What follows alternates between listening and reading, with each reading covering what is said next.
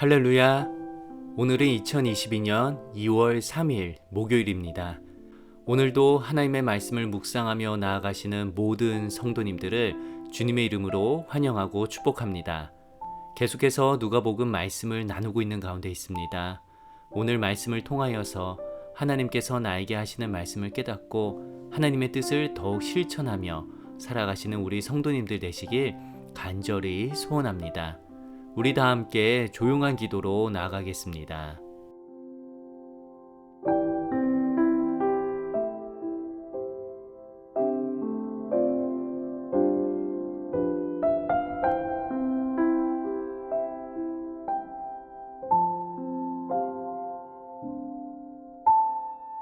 아멘. 오늘 우리에게 주시는 말씀 누가복음 9장 37절에서 50절 말씀을 다 함께 보도록 하겠습니다. 이튿날 산에서 내려오니 큰 무리가 맞을세 무리 중에 한 사람이 소리질러 이르되 선생님 청컨대 내 아들을 돌봐 주옵소서. 이는 내 외아들이니이다. 귀신이 그를 잡아 갑자기 부르짖게 하고 경련을 일으켜 거품을 흘리게 하며 몹시 상하게 하고야 겨우 떠나가나이다. 당신의 제자들에게 내쫓아 주기를 구하였으나 그들이 능히 못하더이다. 예수께서 대답하여 이르시되 믿음이 없고 패역한 세대여 내가 얼마나 너희와 함께 있으며 너에게 참으리요. 내 아들을 이리로 데리고 오라 하시니 올 때에 귀신이 그를 거꾸로 트이고 심한 경련을 일으키게 하는지라. 예수께서 더러운 귀신을 꾸짖으시고 아이를 낳게 하사 그 아버지에게 도로 주시니 사람들이 다 하나님의 위엄에 놀라니라. 그들이 다 그 행하시는 모든 일을 놀랍게 여기세 예수께서 제자들에게 이르시되 이 말을 너희 귀에 담아두라. 인자가 장차 사람들의 손에 넘겨지리라 하시되 그들이 이 말씀을 알지 못하니 이는 그들로 깨닫지 못하게 숨긴 바 되었음이라. 또 그들은 이 말씀을 묻기도 두려워하더라. 제자 중에서 누가 크냐 하는 변론이 일어나니 예수께서 그 마음에 변론하는 것을 아시고 어린아이 하나를 데려다가 자기 곁에 세우시고 그들에게 이르시되 누구든지 내 이름으로 이런 어린아이를 영접하면 곧 나를 영접하며 또 누구든지 나를 영접하면 곧 나를 보내신 이를 영접함이라. 너희 모든 사람 중에 가장 작은 그가 큰 자니라. 요한이 여짜오되 주여 어떤 사람이 주의 이름으로 귀신을 내쫓는 것을 우리가 보고 우리와 함께 따르지 아니하므로 금하였나이다. 예수께서 이르시되 금하지 말라. 너희를 반대하지 않는 자는 너희를 위하는 자니라 하시니라.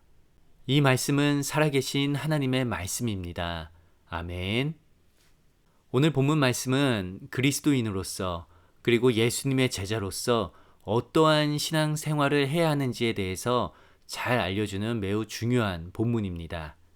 우선 본문의 이야기를 살펴보며 예수님께서 우리에게 알려주고자 하는 바를 함께 알아가 보도록 하겠습니다. 오늘 본문 37절에 보면 예수님께서 산에서 내려오신 후 큰 무리가 예수님을 맞이하는 장면이 나옵니다. 그리고 38절을 보면 한 아들의 아버지가 예수님께 자신의 아들을 고쳐달라고 간청하는 내용이 나옵니다. 그 아이의 증상이 어떠하였냐면 귀신이 그 아들의 몸에 들어가서 경련을 일으키고 거품을 흘리게 하며 아들의 몸을 몹시 상하게 하였다고 합니다.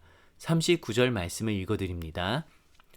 귀신이 그를 잡아 갑자기 부르짖게 하고 경련을 일으켜 거품을 흘리게 하며 몹시 상하게 하고야 겨우 떠나가나이다. 여기서 몹시 상하게 하였다는 것을 원어 표현으로 보면 몸이 죽음 직전까지 갈 정도로 심하게 손상이 되었다는 것입니다. 자녀를 가진 입장에서 생각을 해보면 아버지의 심정이 얼마나 힘들었을까가 느껴집니다. 아들의 몸이 극심하게 고통을 겪고 있는데 부모로서 아무것도 해주지 못하는 그 심정은 이루 말할 수 없을 정도로 힘들 것입니다. 이러한 가운데 그 아버지는 예수님 앞에 어떠한 마음으로 나왔을까요? 정말 간절히 간청하는 마음으로 나왔을 것입니다. 그런데 그 아버지가 오늘 본문 40절에서 아주 충격적인 이야기를 해주고 있습니다. 40절을 제가 읽어드립니다. 당신의 제자들에게 내쫓아 주기를 구하였으나 그들이 능히 못하더이다. 아버지는 예수님께 간청하기 전에 먼저 제자들에게 아들을 고쳐줄 것을 간청하였던 것입니다. 그런데 제자들은 그 아들을 능히 고쳐주지 못하였다고 합니다. 이 내용을 조금 더 자세히 알기 위해서는 마가복음 9장 14절에서 17절에 나오는 동일한 이야기의 다른 본문을 살펴보면 됩니다. 여기에 보면 왜 제자들이 그 아버지의 아들을 고쳐주지 못했는지가 나옵니다.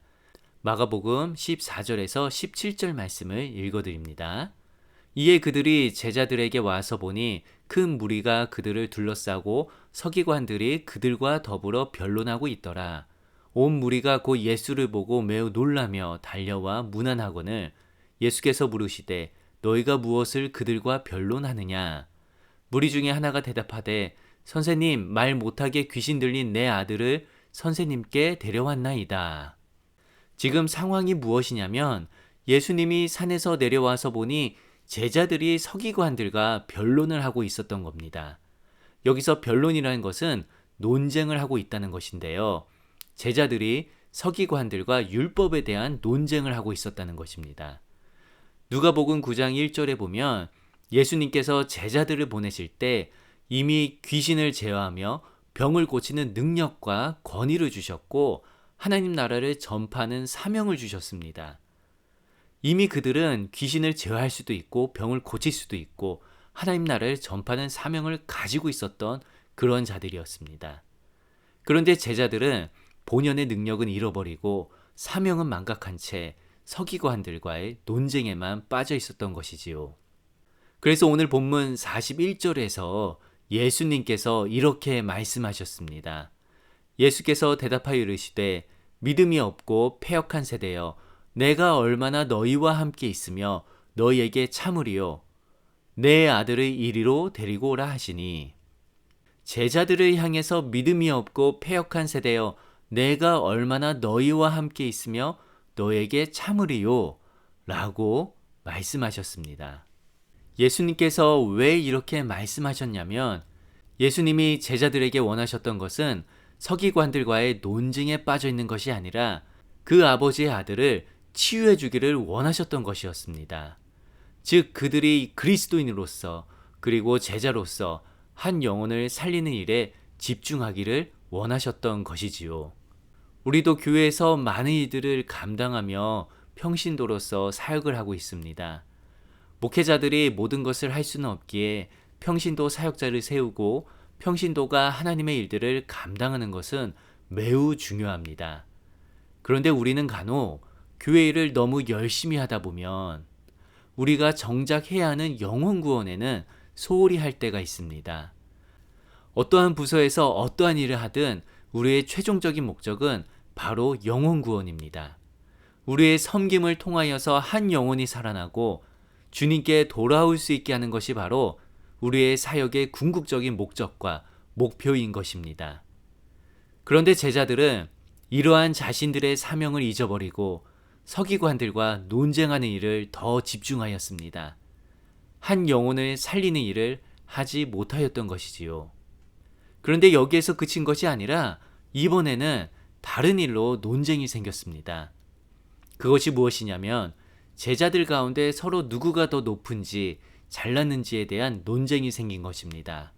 46절 말씀을 제가 읽어드립니다. 제자 중에서 누가 크냐 하는 변론이 일어나니 지금 한 영혼을 구해야 하는 제자들이 자신들의 사명은 망각하고 서기관들과 논쟁을 하더니 이제는 서로 간에 누가 더 높은지에 대한 논쟁이 붙은 것입니다. 제자들 간에 자존심 싸움이 붙은 것이지요. 우리도 한번 생각해 보아야 합니다.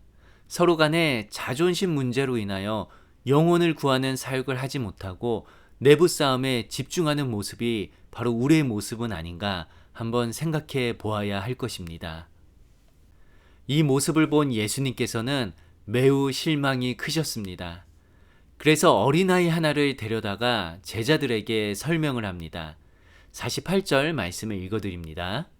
그들에게 이르시되 누구든지 내 이름으로 이런 어린아이를 영접하면 곧 나를 영접함이요 또 누구든지 나를 영접하면 곧 나를 보내신 이를 영접함이라.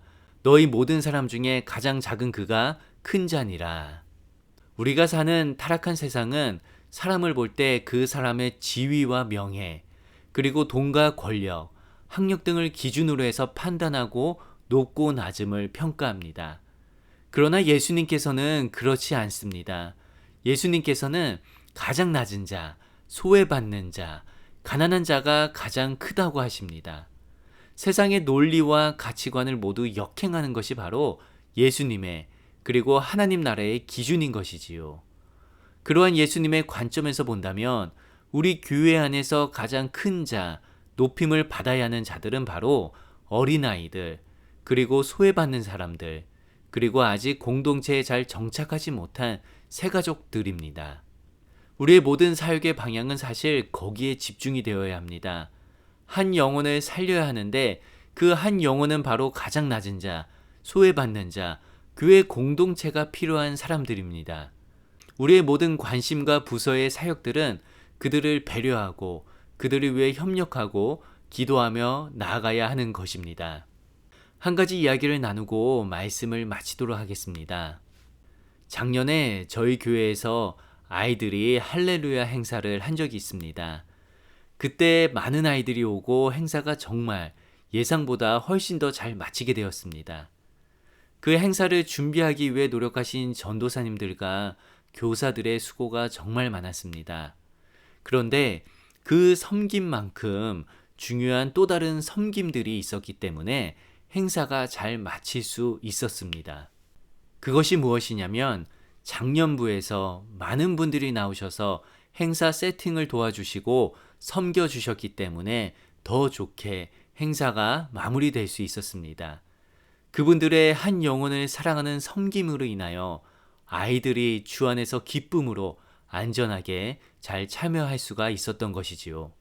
저는 이러한 한 영혼을 사랑하는 섬김과 헌신이 바로 우리 모든 그리스도인들이 가져야 하는 마음이라 생각합니다. 나를 위해 신앙생활하는 것이 아니라 구원받은 자로서 다른 이들을 구원하기 위해 그들에게 복음을 전하고 사랑을 전하고 섬김의 모습을 말로만이 아니라 실천하며 보여줄 수 있는 것이 바로 한 영혼을 사랑하는 그리스도인의 모습인 것입니다. 사랑하는 우리 성도님들, 여러분들은 부디 한 영혼을 위해 신앙생활 하시기 바랍니다. 우리는 이미 구원받은 자들입니다. 이미 우리에게는 100% 하나님의 은혜와 사랑이 주어졌습니다. 이것 외에 우리가 더 만족하고 필요한 것이 무엇이겠습니까? 그렇다면 우리는 예수님께서 요한복음 20장 21절에서 하신 말씀을 항상 기억해야 합니다. 아버지께서 나를 보낸 것 같이 나도 너희를 이 세상에 보내노라. 예수님께서는 우리 모두를 이 세상에 복음을 전하는 선교사로 보내신 것입니다.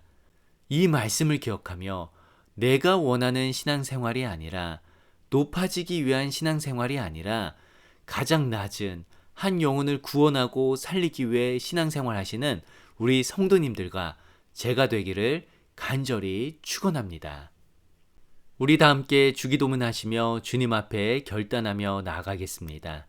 하늘에 계신 우리 아버지여, 이름이 거룩히 여김을 받으시오며 나라의 임하옵시며 뜻이 하늘에서 이룬 것 같이 땅에서도 이루어지이다.